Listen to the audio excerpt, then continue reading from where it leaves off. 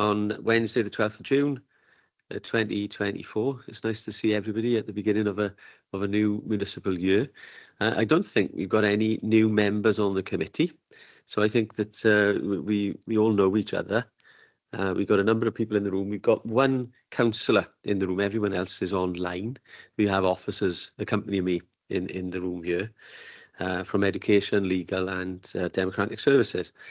So we will crack on with the first item on the agenda. That's apologies for absence. From Councillor Mike White, Chair.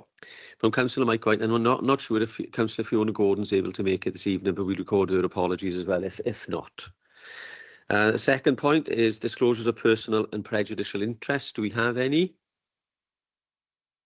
No one indicating. And the third item on the agenda is the minutes of the last two meetings. So we've got the minutes attached. So if I can ask you to check them on page 1 and page 2 for the meeting held on Wednesday, the 17th of April, and then one page on page 3 for the meeting held on Thursday, the 16th of May. And if you're happy to approve them, committee members, then I will sign them as an accurate record on your behalf. Content? Yes. Thank you, Sam. Thank you, Bev. I can see you nodding. Okay, so we move on to the fourth item on the agenda, and that's terms of reference. Now, this is sent for information only, but it's important, I think, for us to remind ourselves of a number of points quite briefly. So looking at the terms of reference, we have 4 Service Transformation Committee meetings, Service Transformation Committees in the 2024 year, and we note the 6-week cycle will continue this year. Chairs are encouraged under section A.4 to meet and coordinate. So there will be some collaboration and has been some discussion amongst chairs and cabinet members to make sure that there's no overlap. We see that the remit under section C is outlined with 3 bullet points there, and we see reference to transforming ALN, right schools in right places, which of course the 2 key areas we looked at in the last year, but we may have updates as we go, and officers will clarify as we go forward. And the third point there is learner progress. So we've got those key areas listed in the terms of reference. Very important to note section D and the cabinet relationship, and the work plan will be agreed in discussion with, of course, the cabinet member, Councillor Robert Smith, and Helen Morgan-Rees as the Director of Education. Section E, relationship with scrutiny. So it's important for us to have an early sense check and awareness of work programmes. And again, that's just as a matter of good practice as we step forward. When we look at the terms of reference, point 5, again, we see this discussion with the cabinet member and the director has been highlighted as important. Was that me? Or was that my phone? Was it? I do apologise if that's my telephone. Should be off. It was me. Damn. Is that a £25 fine? Might be. So I'll pause there. Terms of reference, just to sort of, you've all had copies of this. We're all aware of the structure with a number of changes for this year. So we look now to agenda item number 5, the work plan discussion. So I've got a number of comments that I'd like to make to set the scene, really. Oh, sorry, Helen's got a hand up. Helen, please. Oh, thank you, Chair. I'm having difficulty connecting to everything. I haven't got the papers in front of me in terms of reference, but I did hear you mention learner progress, and I'm just wondering whether the consideration of how we have innovative approaches to tackling positive behaviour in our schools has been included in the terms of reference. It's not listed in the terms of reference, Helen, but it is noted in my opening comments to reflect the discussions we've had. Lovely, okay. Thank you. Thanks.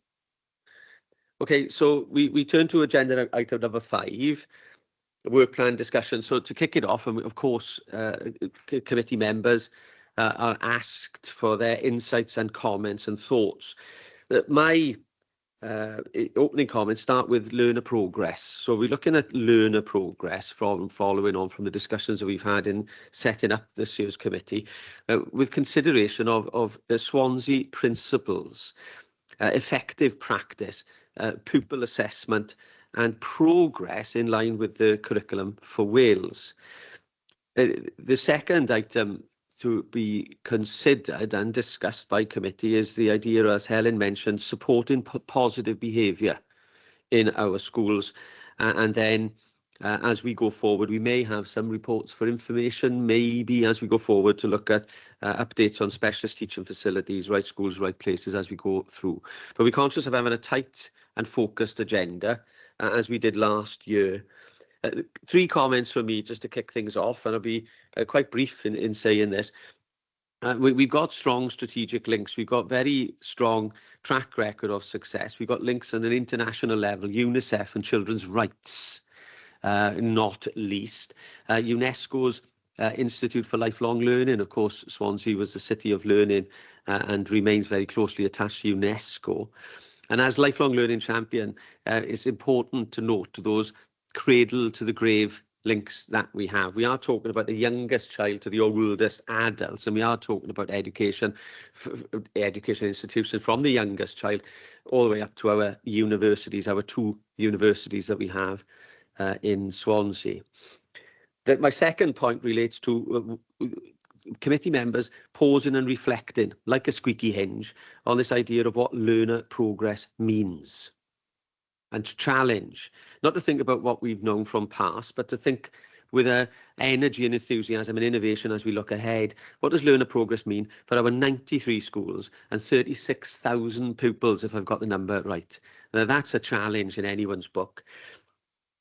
Importance of stepping with the curriculum for Wales, and I'm not going to go over old ground. We've all, as councillors, been involved with the emerging curriculum for Wales for years, but we are talking about our important 4 purposes, areas of learning, statements of what matters, and principles of progression, which run through like a Blackpool rock throughout the whole education agenda for us in Wales.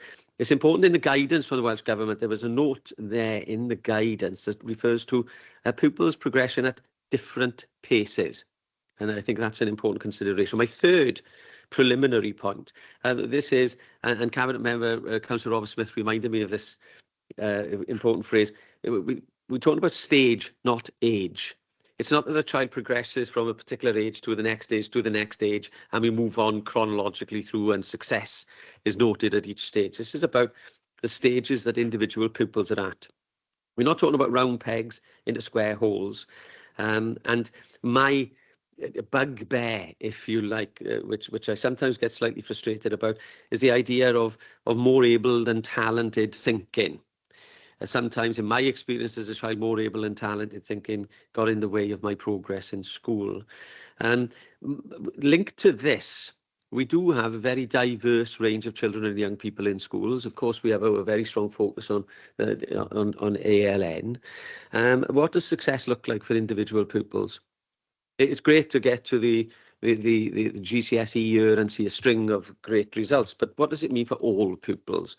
And in that context, I noted previously, and officers know better than I do, the increase in neurodiversity issues we've seen in Swansea schools, that kind of spiralling over time, that mean that we've got to cut our cloth to meet an evolving cohort of children and young people. But that's it.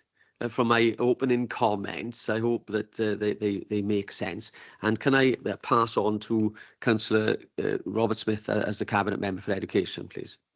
Yeah, and I think I would echo what you've just said there, Chairman, in terms of setting the scene. What I would say, learner progress is a very broad area and covers a large number of different policy strands. And what I would say, you talked about behaviour separately. We've talked about and indeed attendance as well. But I think it all contributes to learner progress. When we won't get the kind of progress we want unless we get the behaviour strategy right. We won't get the learner progress we want unless we get the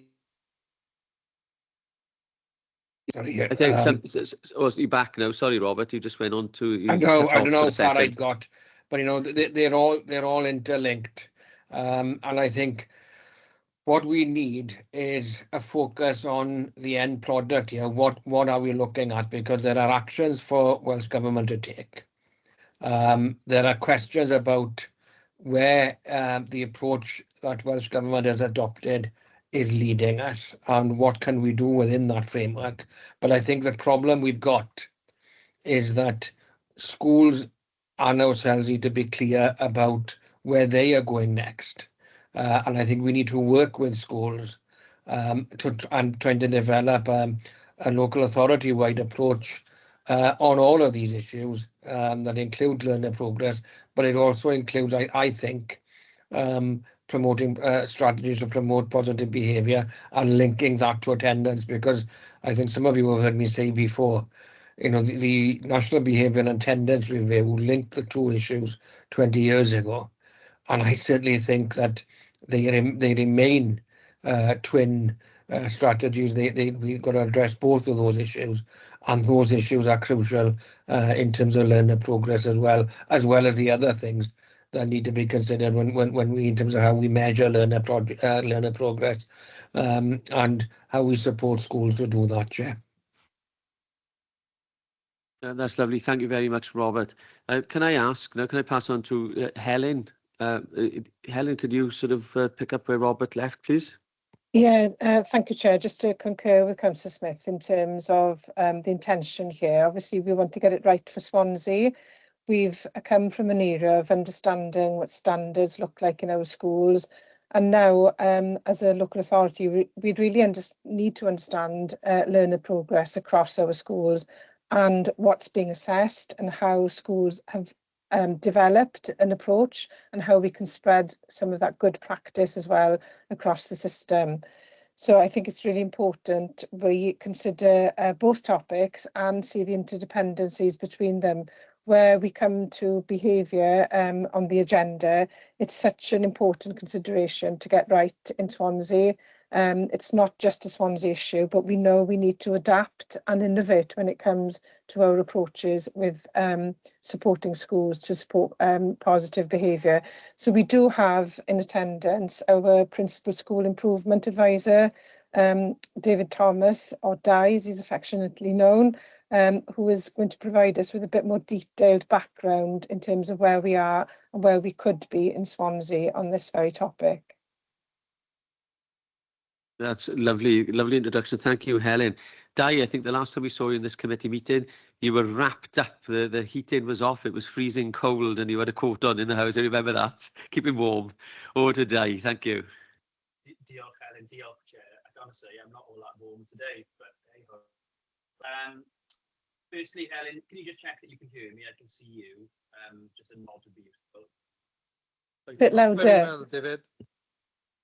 It would help if the boom mic was down. Thanks, Rodri. So what I've got for you is a verbal report today, Chair, on what I find, if it's worth anything, is a really useful summary sentence to provide guidance to the work of the committee and develop a set of Swansea principles informed by the sharing of effective practice that supports a clear view of how assessment informs progress or progression within curriculum for Wales and supports democratic accountability. There's quite a bit in there, to be fair. So I hope that this verbal report will lead to a narrowing of that.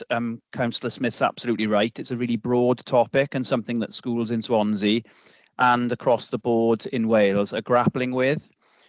So making sense of that is a real priority for us in Swansea, but certainly for the school improvement team in how we approach school support. So overall, I thought it'd be useful just to provide some definitions, to seek some clarity. So in terms of the word accountability, and I don't mean to patronise, but it is the process to confirm if evaluation and improvement is happening at a school level. So it's just to confirm that and for no other reason. So the accountability system should not drive school improvement activities, but it can contribute to it. And what I mean by that is, in the past, potentially, accountability measures, for example, end of key stage information, has driven the school improvement activity when actually it should have supported it. So it was the cart before the horse. And accountability systems should identify problems that exist, if they do exist, and rectify them really quickly. So what does accountability look like for schools? Well, as we all know, the accountability system, the primary accountability system for schools is their governing body. And that typifies the term democratic accountability as outlined by the school improvement guidance. So it's really important that the school and its governing body have a really clear view of what assessment looks like in that setting. And therefore, it's going to be very difficult to devise a really clear, specific view of assessment across 94 schools and settings.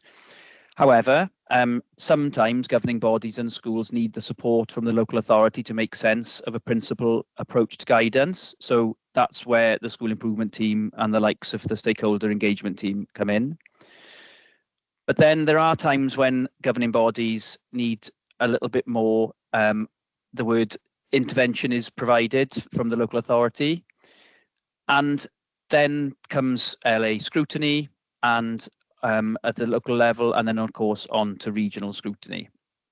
And the second layer that exists for accountability is of course ESTIN. And what we'd like to think is that the inspectorate are aligning their work more closely with the work of schools.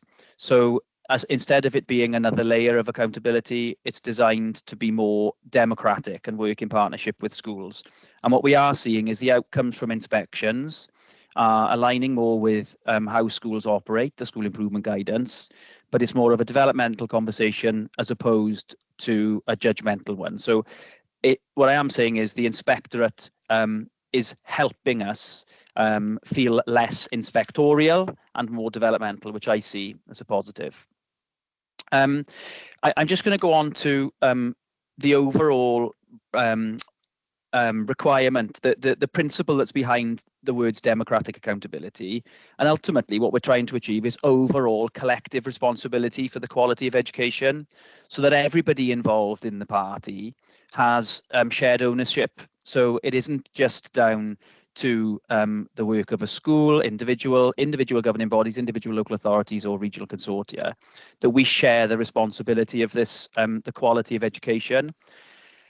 And on that basis, we actually need to understand what quality looks like. And from our perspective, we judge the quality of the education offer not in simple terms, but through the evaluation of pupil progress. And as Helen and I often make reference to, what kids can and can't do. And we do lose sight of that. So that's something perhaps for the committee to consider when we ask us to perhaps narrow this question further as the municipal year progresses. It's about evaluating pupil progress, again, what kids can and can't do. And how do we evaluate pupil progress? Because this is a little bit messy. Well, we evaluate pupil progress using a term called assessment. And we know that assessment plays a fundamental role in enabling each learner to make progress. So assessment isn't the weighing scales. Assessment is a process that enables learners to make progress. It's different to what we're used to seeing assessment as. And therefore, and you've made reference to this, Chair and Councillor Smith, that actually enabling each learner to make progress at an appropriate pace to them. So that's really important, but it does add a level of complexity. So I'm going to just expand a little bit on assessment for a moment. Assessment is holistic, and one way to describe that would be looking at a learner through the lens of the different disciplines, the AOLEs, the areas of learning experiences. We would be looking at a shared understanding of progression across a system. So we would use professional dialogue to understand what that looks like. Assessment is an ongoing part of teaching and learning and intertwined into a school or settings curriculum, and is not an add-on. Pupils are actively involved in the process of assessment, and perhaps an example I'll give you will show us how that isn't the case often. Assessment is about the progress that learners make, not about marking their card at a particular point in time. And assessment includes a range of stakeholders, including parents, pupils, and practitioners. Aside to that is something called assessments, and that's probably more where we're used to. So assessments, we see as a list of activities. They are jobs, and assessments can inform a school or settings process called assessment.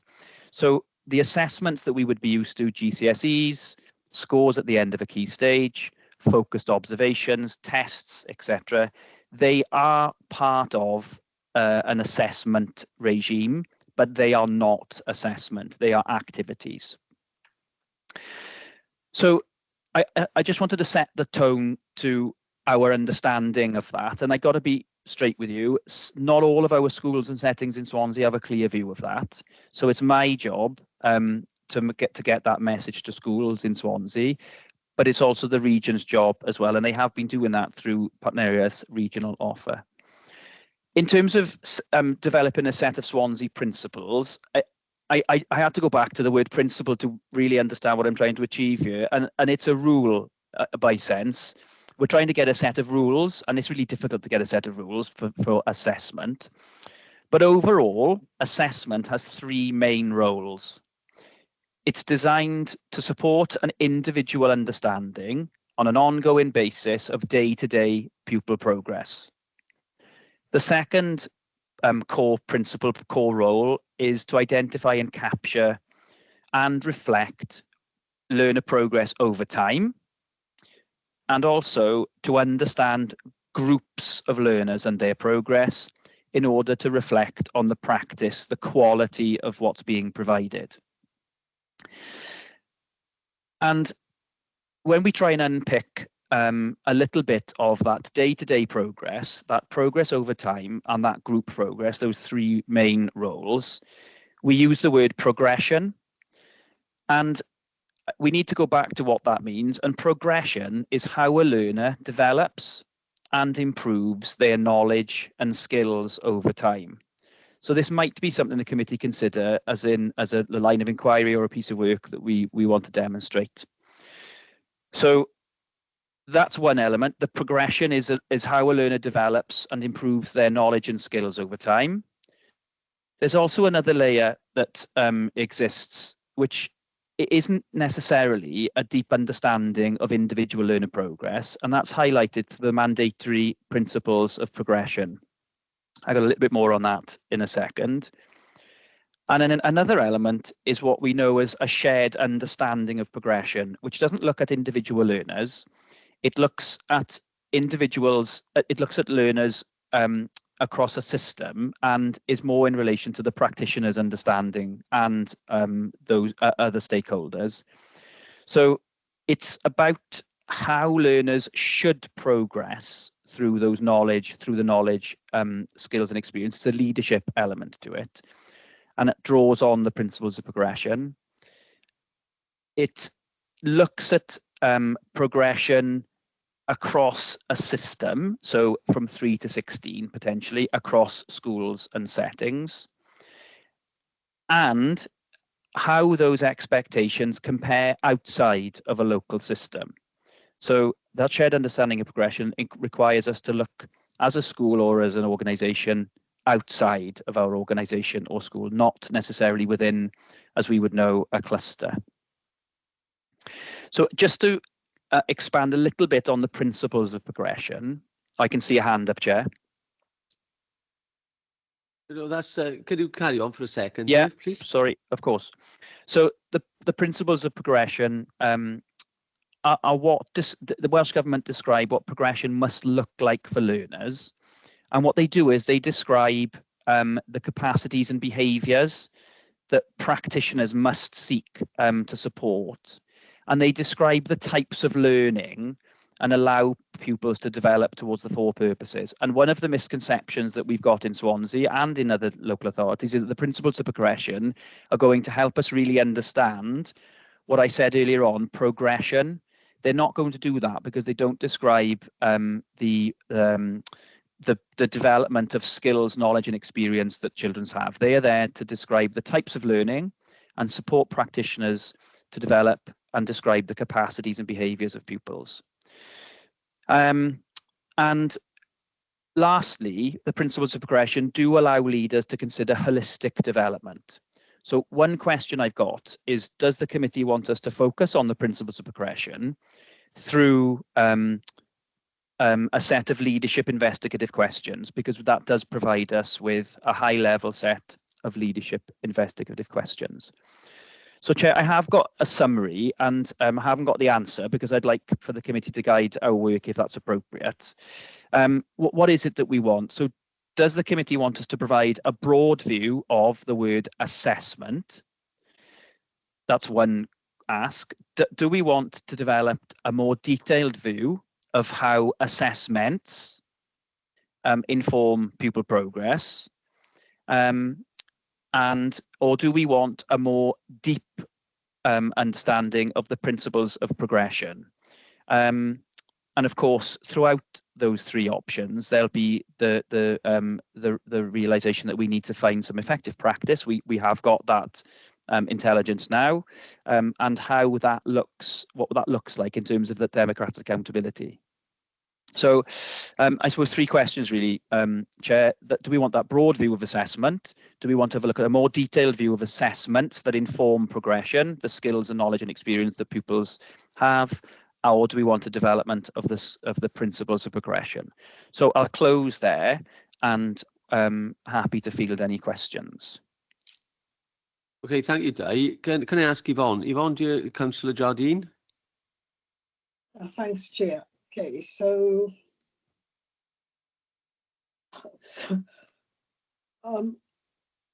yeah, yes would be the answer to David's questions or suggestions, but my question originally was practitioners, leaders, teachers, are they the same people? That's my first question. And you offered to explain, well, that we could look at in more detailed progression. So I'll just leave it with the one question because I was getting a little bit assessments and assessment, you know, that they're actually 2 different things. Okay, Sorry, thank you. Did you hear? Sorry, I'm not sure. I'm just asking now, Dave, did you get the question? So, Councillor Jardine, thanks for your question. So you broke up a little bit, and I think it might have been to do with the sound, maybe my end, I'm not sure.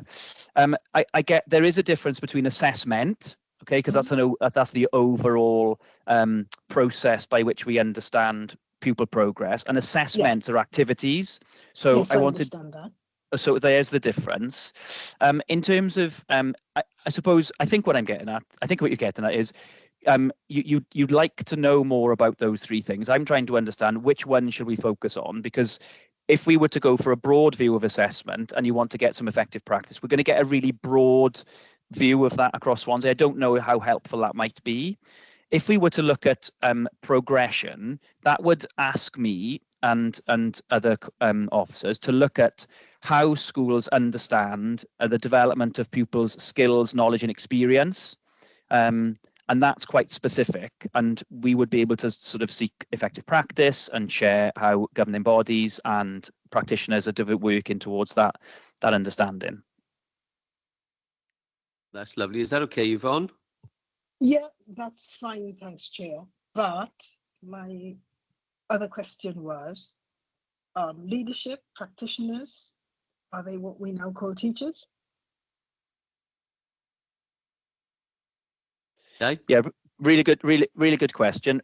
Yeah, but we don't just use the word teachers, Yvonne, because practitioners describe the workforce that are alongside, in front of, next to children, because there's teaching assistants, there's coaches, there's mentors, there's teachers as we know them. So we use the word Okay. practitioners to describe the wealth. And then leaders, we are talking about, in broad sense, senior leaders that drive the system of assessment in the school. Okay, thanks, Fred. Thanks, Chair. Thanks, Di. That's lovely. Thank you, Yvonne. Councillor Robert Smith. Do you want to call Helen in first, Chair, and then because I think I want to come in afterwards if I can. Certainly. Helen? Yeah, I'm just wondering if Councillor Smith and I are going to say the same thing. But it's in relation to a very complex landscape that we've just heard about. And I think the committee's role here would be to clarify and simplify that landscape so that schools potentially have a product with a Swansea stamp on it at the end of this process, where the committee really is fed into that process, where we've been able to unpack what all of this means really in a very helpful, practical way, because we know the professionals we've been discussing today are very much wanting to understand and unpack and have this clarified to them. And I think there's a role for the local authority to do that, and for the committee to provide that clarity and simplification across the range of elements that Di described to the committee. So that's something to consider in terms of the final product. That's lovely. Thank you very much, Helen. I can see two hands up now still, so I'll go back to Councillor Robert Smith. Yeah, I was going to echo something what Helen said, because I think we need something focused. We need something that's useful to schools, because there's two things I want to bear in mind here. First of all, there's the existing burden on schools that we're all too familiar with. Our schools and our school leaders in particular, but all our school practitioners are feeling the burden of work at the moment. There's a huge amount of expectation of them, and we need to be doing something that's going to assist and take some of that heavy lifting away from them, rather than for this to become yet another burdensome task. We don't want to add to the task of schools. We want to make their life easier if we can do that possible. Di, I thought that was an excellent overview, and I think the distinction between assessment and assessments is crucial. I wish there was a little bit more clarity and a little bit more leadership at Welsh Government level on this, to be honest with you. What I would say, of course, is that we need to bear in mind the purpose of assessment. Primarily, it's assessment for learning. It's about identifying where learners are at, what they're able to do, but also what are the next steps, and how do we tailor our teaching and learning to ensure that every child is able to fulfill his or her potential, and that the assessment evidence we've got shows what they're able to do and what the gaps are, for want of a better word, and how that can be addressed. So it's about meeting learners' needs. Now, there's another issue, and again, I don't think national policy has got this right yet, but I think it needs to think about it, which is the whole accountability regime. Now, I'm the last person that would want to go back to measuring rigidly what each pupil is doing at school level, so that we can compare schools. And because what at the end of the day, what does that achieve? But that said, there is a need for some kind of accountability. We can't have a system that operates without any evidence of where schools are at. And I think marrying the two things, or rather, the two things are separate, because there's a lot of resistance to using evidence that's used for assessment for learning, for instance, for accountability purposes. And I think there are issues there. But the two things need to be looked at. But I think primarily, I feel, I know how others feel, we'll probably be talking about the former, the assessment for learning element here, more than the accountability element. Lovely. Thank you very much, Robert. Councillor Hopkins. Bev? Yeah, I totally agree with everything that Helen and Robert have just said. And thank you very much, David, for that presentation. It was very useful. I do worry about the burden that is on schools at the moment with everything, even if it's just juggling finances without everything else they have to do. It is really hard.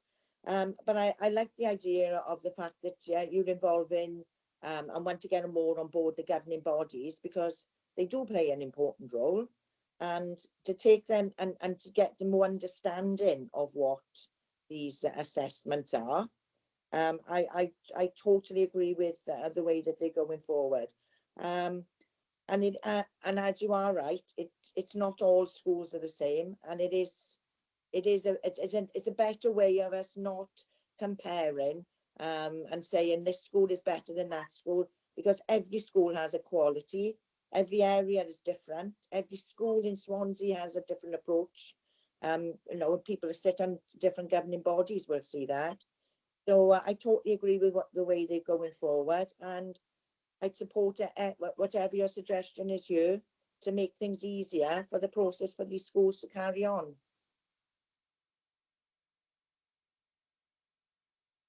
Lovely. Thank you very much, Bev. There's a couple of comments from me just to reinforce. Please put your hands up, indicate if you want to add value, committee members. There's a lot in there, Dave. There's a lot of comments in there. A couple of little comments, and then I'll sort of round off, hopefully, what other members have said, and Robert and Helen.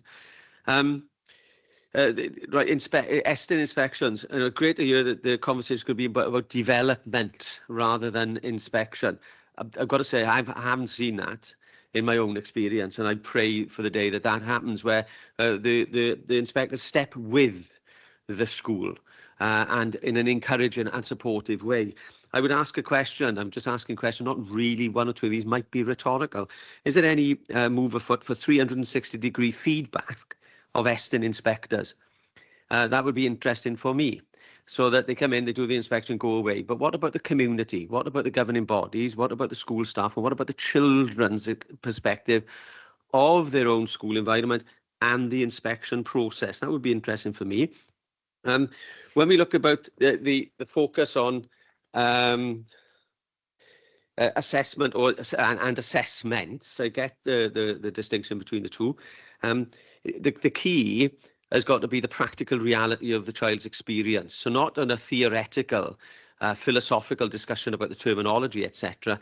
But I think the drive, I think, for this committee needs to be about the Swansea way and the distance travelled, in the practical real world of governing bodies and the teams who run the schools. Question about this idea of principles, Di. Are we talking about rules, or are we talking about ways of working and culture? How we do things around here, how we do things in Swansea. What is the hallmark, the stamp of the Swansea way?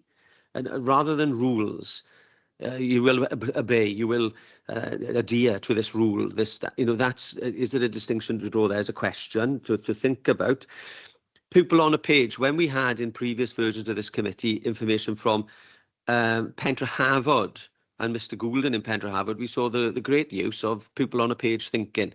So we could see a holistic summary of the child's progress, where the child was, and any barriers or blocks, likely blocks in the progress of that individual. And that was, I think, really quite interesting. So overarching comment based on your three questions, a broad view of assessment, looking at assessments and principles of progression, not in theory, but rooted in effective practice. What works for the child, I mean all the broad scope of children, and what does success look like? What works for specific children in specific environments? Absolutely echo what Councillor Hopkins says. All schools have great value. All schools have different cohorts, they have different communities, they have different challenges. It's like an old graphic equalizer, some have to turn this up high, some have to turn that down high. So we have to be flexible in meeting the needs. But what works, what is effective, and sharing that best practice. So I do understand the powerful role of the Welsh Government and guidance and all the rest of it, but let's invert the triangle. What's most important for the front line, for us in Swansea, and where do we see success that needs to be applauded and learnt from. So that peer support as we look to promote excellence and effective best practice, I would suggest would be more of the emphasis rather than on less practical realities. I don't know if that makes sense. Does it? Hopefully it does. But thank you, Di, for a very thorough and challenging introduction in this very important area. Do we have any other comments before we move forward?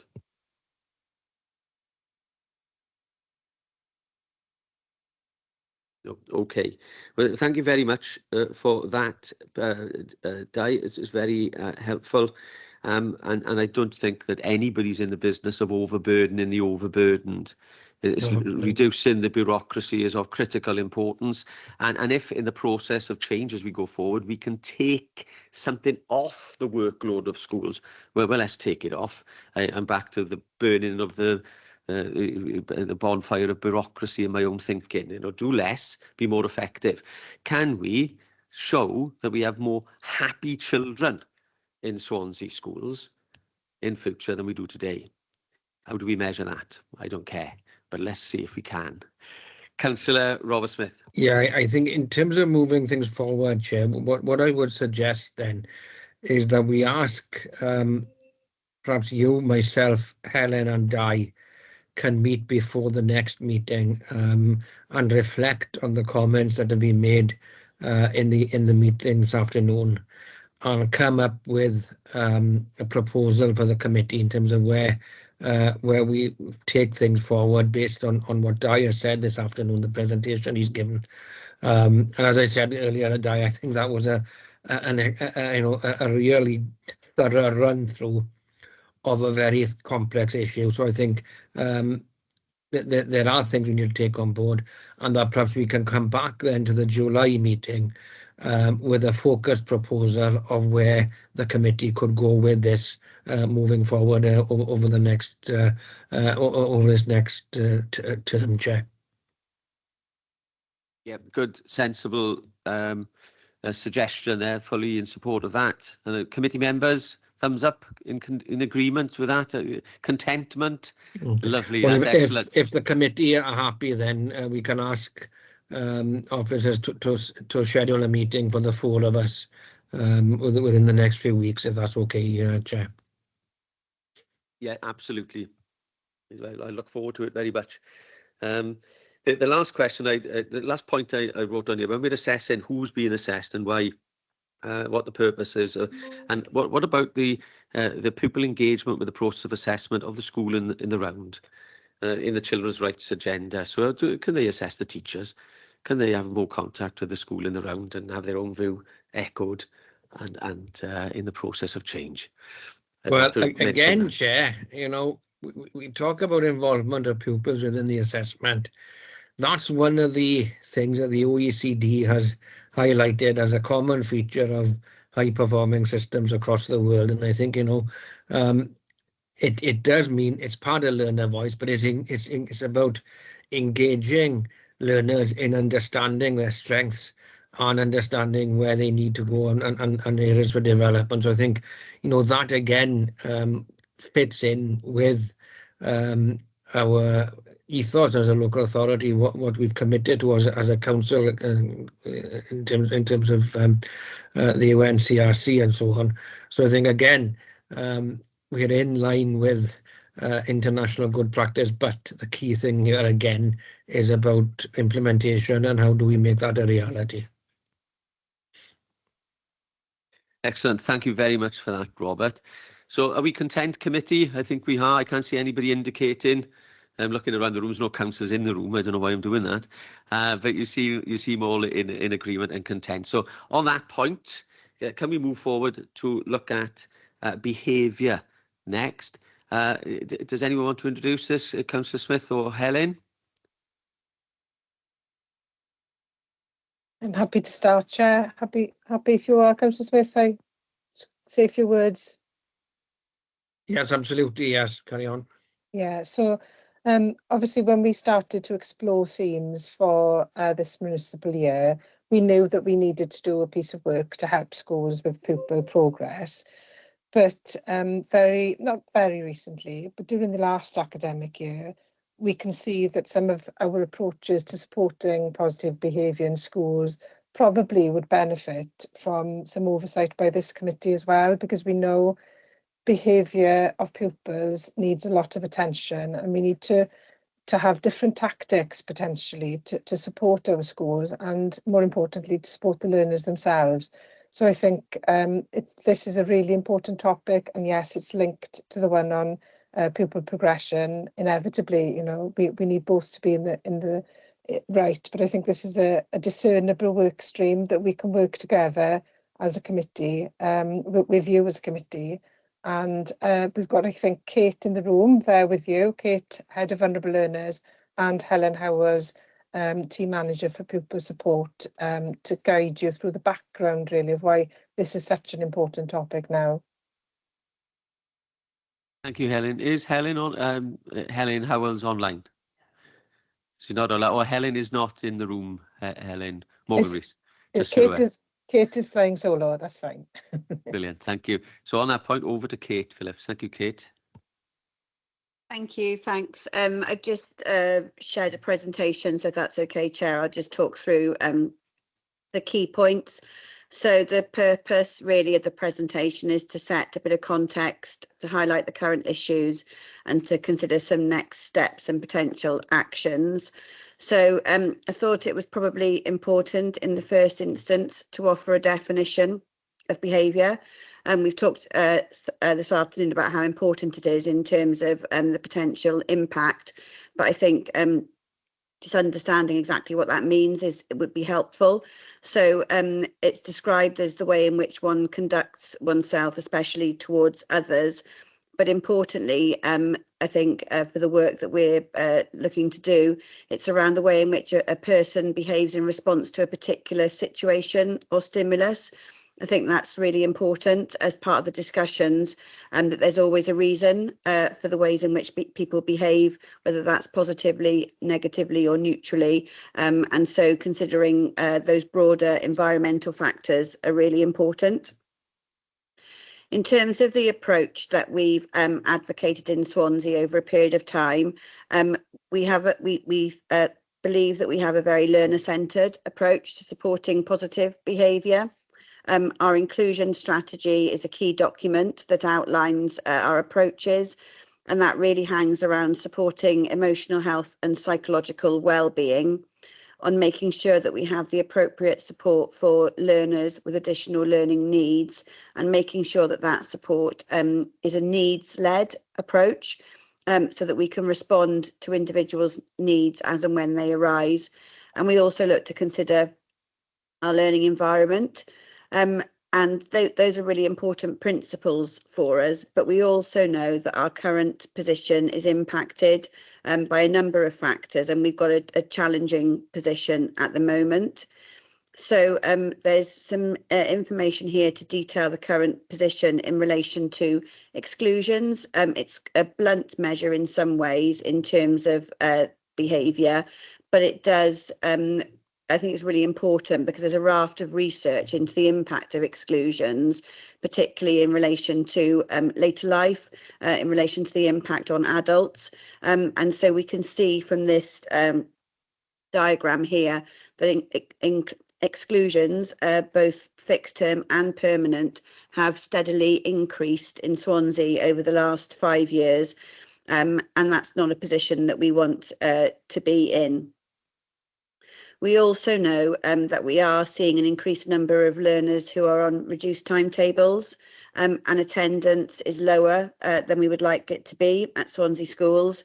And I think that that's really important because there are reasons behind that we need to unpick to understand why our children and young people are not able to attend school in the way that we would hope that they would. When we talk about issues of learner progress, and the children have to be there in order to make any progress at all, and we need to make sure that we support attendance as a inclusion matter. We also know that we've got a high demand on our specialist places, and there's separate work which this committee has helped us consider around supporting sufficient specialist places. And when we talk about the importance of environment and providing the right setting for children and young people, developing our specialist provision is really important to support children with their progression and with their behaviours. We know if we don't get it right that there are increased costs to the Education Directorate and also increased costs to the Council, because these can be challenging situations where we need to source independent solutions. But also what's really important is if we don't get these matters right, there's reduced life chances for children and young people. So every day at school is an important day, and we need to maximise the opportunities for children and young people to have access to education. In terms of the reason, sort of understanding some of the reasons why we're in this difficult situation, there's a lot of research, and there are identified potential reasons for behaviour. So what we've seen is an increase in both additional learning needs and in neurodiversity. That's not for any moment to suggest that children with ALN or children who are neurologically diverse have challenging behaviours, but what it does mean is that we don't get our environments in schools right, which we talked about at the beginning, about the importance of responding to an environment appropriately. If those environments aren't right, aren't need-led and aren't appropriate, then children will find it difficult to access education in those environments. And we do know that there is a correlation between additional learning needs and exclusions, and that potentially tells us that our environments for children with additional learning needs are not always as they should be. So we need to consider different approaches. We do know as well that there is some inconsistency in terms of ethos and approaches across our different education settings. We know that there's some really excellent practice which we would like to identify, to share and to celebrate, and perhaps to use to support those who may find it a little bit more difficult to manage the school environments, to upskill and develop that capacity and resilience. We know that there's been an impact post-pandemic on a raft of issues, emotional health and well-being, attendance, and it's not that we can entirely lay those issues at the as the outcome of the pandemic, but I think we have seen a very, very different changing landscape since the return to school full-time from COVID closures. And some of these difficulties have led to some challenges in terms of recruitment. There's a lot of evidence coming through that there are difficulties in recruiting teachers, teaching assistants, educational psychologists and specialist teachers. And that is a difficulty for schools, and we know how hard it is to manage if you haven't got appropriate staffing. We also know that for children and young people, they'll be always perhaps influenced by the adults in their lives. Those people are key to supporting young people with their emotional health and well-being. And if they themselves have some anxieties and some concerns, then that creates anxiety within a system. There are also elements, I think, that we have to be aware of within society that make the situation quite challenging. We know that there's a cost of living crisis and that we have high instances of poverty. There's a social media, I think, children seem to understand it in many ways better than we do, and that's a difficulty. There's a gap between our understanding of the use of social media and screens and children's and young people, and it's a really important element of their lives, but can have some negative as well as sometimes positive consequences too. There are issues with vapes, use of drugs and alcohol, and we will have seen, it's very prevalent in the press, increase in society in terms of violent crimes, and I think that those are elements that are often reflected then in schools. Schools become a microcosm of society, so it's something that we should be aware of and concerned by. I just wanted to share, almost to conclude really, on some of the challenges, an infographic which really highlights, to me, I think, the reason why the correlation between additional learning needs and correct environments is so important. So this is something that has come in relation to speech and language and communication. And what it tells us is that 32% of children with speech, language and communication needs live in areas of high social disadvantage. And just under 5% of school children in Wales will have a speech and language communication need. Why that's important is that it means that 30% of children in Wales with additional learning needs who have that speech, language and communication are in our schools today, and we need to really find ways to support them. Of those children with social, emotional behavioural difficulties, 81% of them have communication needs that haven't been previously identified. And when we consider then the impact on learner progress, 61% of children with speech, language and communication needs did not meet their expected levels across core subjects at the end of Key Stage 3. And children with lower vocabulary scores at age 5 are twice as likely to experience periods of unemployment in adulthood. So when we think of our commitments under wellbeing of future generations, really critical that we address these important issues now. There's 90% of our care leavers have below average language ability, and none of those young people had previously been diagnosed with speech, language and communication needs. So having that awareness is really critical. And the most powerful statistic really, I think, is that 71% of children sentenced in the youth justice system in England and Wales had speech, language and communication needs. So we see that direct correlation between our critical role really in supporting appropriate learning environments, a needs-led approach in terms of preventing escalation for, challenging situations.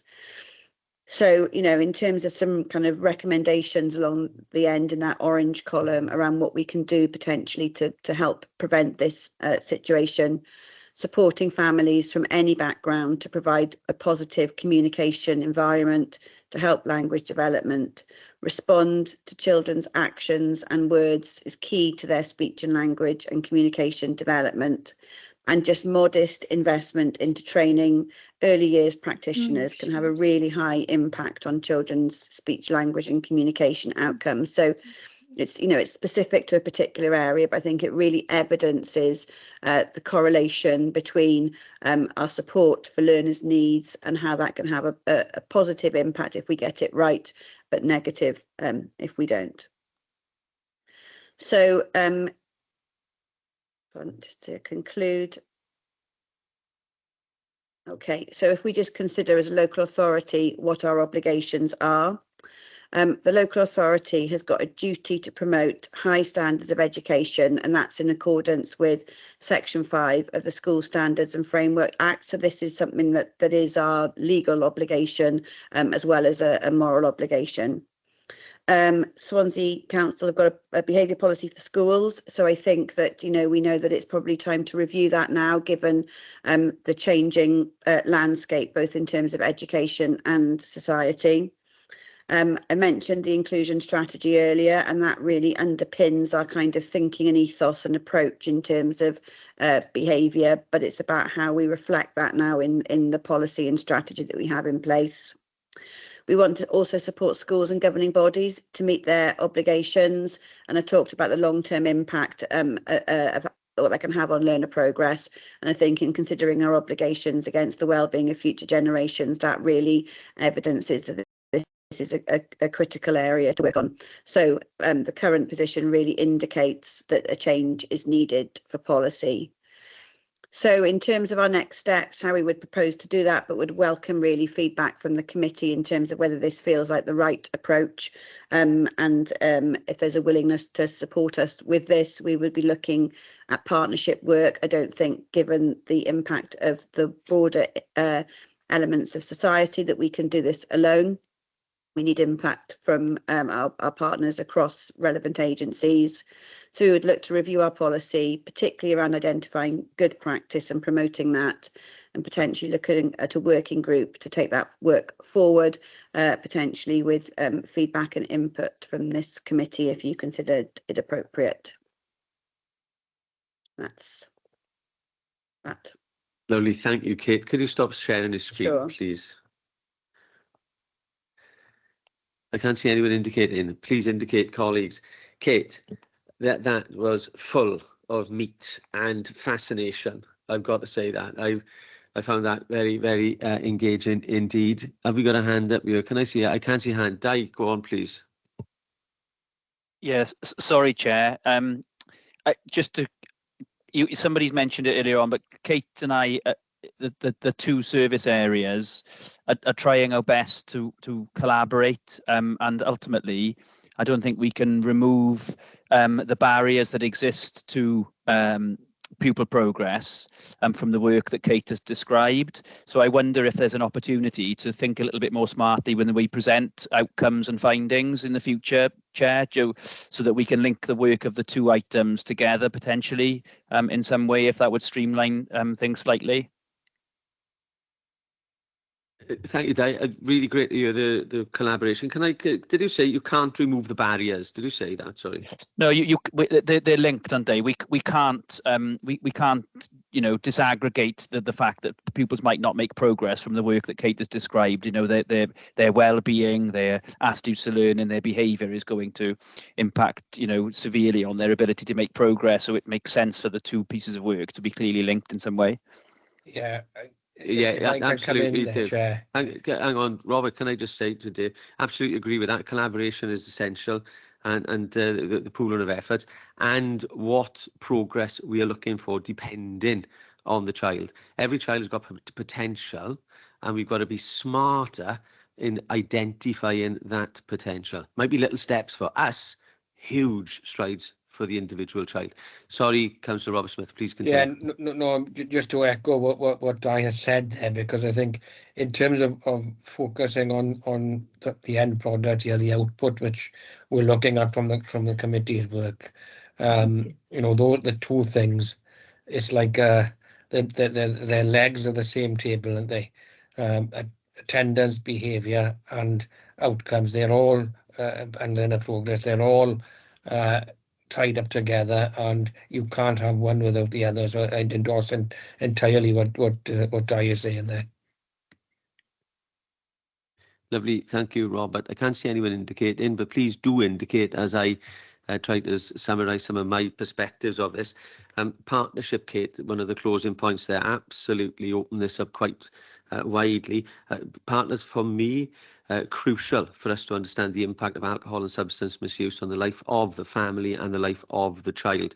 So I'd strongly suggest that we work closely with South Wales Police, and we do anyway, but to engage with South Wales Police. I know some of my colleagues in South Wales Police have done a lot of work in engaging substance misusers to try to see things from the substance misusers' perspective. And that superintendent, I'm sure, would be happy to help us with his work. But chase me up after so I can let you know. Barod, the Substance Misuse Agency, does fantastic work in Swansea. And of course, colleagues from Child and Family Social Services it almost need not be said because our partnership is so close with them. So that partnership would be fantastic. Is it a sense of predictability here? My thoughts go back to 1957. I'm not that old before anyone says it, but in 1957, the level of gang violence and knife crime in Swansea, around Swansea's places of public entertainment, was such that the Home Office created a bylaw for those places of public entertainment, because people who are now 80 couldn't stop themselves fighting each other while they were rocking around the clock and stabbing each other. That's truth, that's factual, right? So we've got these issues in every kind of generation as we go forward. Now, the great writer Jonathan Haidt, H-A-I-D-T, published a book this year called The Anxious Generation. And Jonathan points out in the last 15 years, we've seen significant downward trends in behaviour of children internationally. And he says there's two reasons for this, and there are clear ways forward. For him, he says that there's been a decline in free play and a heightening of parental anxiety about kids going outside. Stranger danger, watch out. So kids live under the helicopter of the family protection far too long compared to what we used to. And the second point is the increased use of smartphones as an evil in society, backed up with robust data. So these are some of the issues I think that occurred to me as we went forward. And that heightening anxiety, The world is a dangerous place. I'm a fragile young person and I'm terrified, and my nervousness knows no bounds. So it's such an important area for us. Do we understand what we mean when we talk about challenging behaviour? I remember the case that ended up very well publicised going to the High Court when there was a case quite locally of a child being excluded and all the rest of it. Do we understand challenging behaviour? Do we understand how teachers are trained to cope with behaviour in schools? How are teachers trained? Do they have, for example, prevention and management of violence and aggression training? Do they have experience of working with those challenging young people? So if you're a young teacher, have you worked with the youth justice team in a children's home? Have you worked in behavioural support? Have you done that? Have you seen extreme behaviours from young people? Because if you haven't and you see it for the first time, it's terrifying and you don't know what to do. So it's critical that we look at this in an open and transparent way, I'd suggest. And in the same way, understanding neurodiversity. Let's unpick the key terms here. Why have we seen an increase? Have we seen an increase due to societal differences that you allude to? Increasing amounts of alcohol abuse, substance abuse, fetal origins, and this data is available, adverse childhood experiences. So we can really try to drill down to unpack the layers of the deprivation onion, if you like, to understand these issues. And then critically, the whole thing comes together, I think, as you alluded to again, Kate, with this focus on adult influence of their children and how we are trying, that's the royal we, now right in it together. How are we engaging with parents and carers of the children right across Swansea? And how are we engaging with communities to try to identify and look for solutions to the problems we face? So again, exclusions. Why the spiraling of exclusions? And how is it that, and it's very different. We can't compare child and family social services with the education context, but we can't exclude children in the child and family social service context. We can't, regardless of the behaviour of children. So what learning techniques, what tools do we see used in child and family social services to engage the disengaged, to bring that child and young person back on board and to see a reduction in their sometimes extreme behaviour patterns? So I'm going to stop with those comments. It is such an important area, and just to finish off on Di's point, backed up by Cabinet Member Robert Smith, this is such an important area. Collaboration is key, and the challenge is looking at the barriers and looking at the blockers. So what are the barriers that are in the way of the child's learning, the child's attendance, and the child's progress, and who can help to remove them? And sometimes that's not counsellors, it's not governing bodies, chairs and members, it's not teachers or practitioners in school. Dave, I take your point very well there. It's not those people. It's someone who went to school with a disruptive father who lives around the corner, who can have an open and honest conversation that person will listen to in a way that he won't listen to from anyone else, especially not the police or anyone perceived to be in a position of authority. So let's be imaginative and see how we put this together. And I would wholeheartedly support the idea of a workshop, or Kate, or some detailed focus to see how we can take this together. And I'm very conscious that we suddenly need 18 committee meetings following on from these two brilliant reports. So we've got 6 or 7. So on that point, I would ask for any concluding comments for committee members, any thoughts, any perspectives. Are we in agreement of stepping with Kate in the way that she has proposed? Are we content? Well, again, Jen, not for me as a cabinet member to determine what the committee is doing, but what I would say is, as we agreed in relation to the previous item, I think if Kate could join that discussion with you, myself, Helen, Kate and Di, and then we can focus on the proposal for the committee for the next meeting, if that's agreeable. Thank you, Robert. It does make sense, but what I'd like committee members to think about, and I'll ask you in a separate email, whether you think that a workshop including the committee members would be beneficial, because some of these areas are broad and quite complex. Would a workshop help? I'm content for us to come together to you know, you and I. Yes, and sorry, officers to I come meant together. as a separate piece. Sorry, as a separate piece of work. Sorry, appreciate that. Right, there we go. Okay, so I think that we've got a clear way forward. I can't see anybody indicating. And again, thank you, Kate, and thank you, Di, for two hugely important reports that I look forward to seeing develop in the municipal year, and hopefully to be as fruitful as last year's series of meetings was. No one indicated. There's no one indicating, is there? I can see better than I can. Right, okay. It's quite small on my screen. That's why I'm squinting away here. Okay, so that is excellent. Thank you very much indeed for that. So we can move on now to agenda item number 6. And that's the date and time of meetings. Now, we are proposing, we've got all the dates in front of us there at 6-week intervals, and we're proposing that all the meetings will be held on a Wednesday afternoon at 4 o'clock. So hopefully that won't prove too contentious for everyone. Are we in agreement? Can I see thumbs up, nodded heads, committee members? Are we content? We're okay, thank you, Lyndon. No one disagreeing, so I'm assuming that we're all happy with that. Okay, wow, that was a full and detailed meeting. I've got a buzz of excitement, adrenaline is kicking through me, honestly. It is genuinely exciting work that we've got ahead of us. On that point, I can see no one else indicating. Can I thank everybody for their contribution, committee members and officers today, and highlight the fact that our next meeting is Wednesday, the 24th of July at 4 o'clock. And on that point, I will close the meeting. Thank you all very much.